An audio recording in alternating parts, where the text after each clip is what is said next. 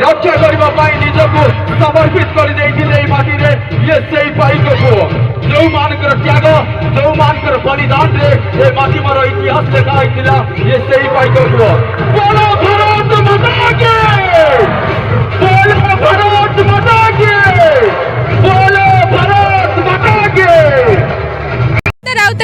मु जैन कॉलेज गोटे छात्री आज महांगा माटी 150तम जयंती उपलक्षे एक पदयात्रा आरंभ होता। पदयात्रा आमर मान्यवर एमएलए एवं सहित आमर जो ओडिया चलचित्र अभिनेत्री शिवानी जोग देते आम कॉलेज समस्त कॉलेज छात्र छात्री मैंने अंशग्रहण करूँ पदयात्रा को आगू नहीं आम आज गर्व अनुभव कर। आज होम 150तम राष्ट्रीय सरदार वल्लभ भाई पटेल जयंती उपलक्षे एठार एक आयोजन अनुष्ठित होता है। पदयात्रा आम योगदान देकी आमको बहुत गर्वित अनुभव करुचु एवं आम एथुरु प्रेरणा पाउचु कि आगको भविष्य आम रमादेवी भली हवाक चेष्टा करी।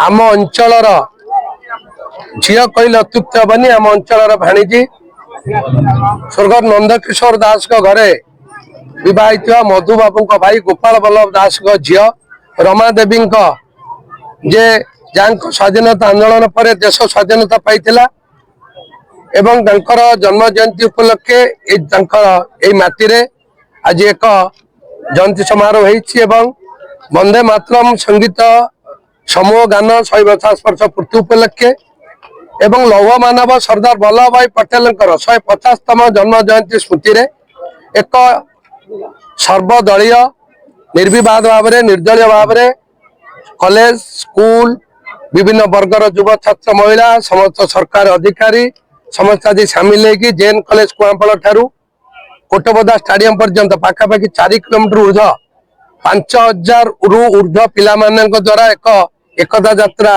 अनुष्ठित करा जायतिला।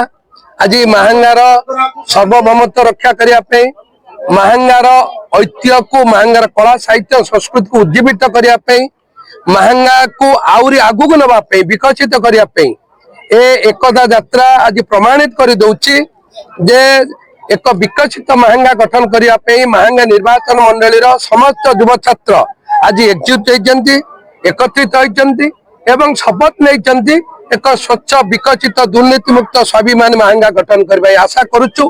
महांगार विकास करने जहाँ आवश्यकता पड़े आज भाया दिन में आम रमादेवी एवं वल्लभ भाई पटेल प्रेरणार उत्स रहिले आम प्रेरणार अनुप्राणित होई महांगा को आउरी आगु नवा समस्ते शपथ नेलु।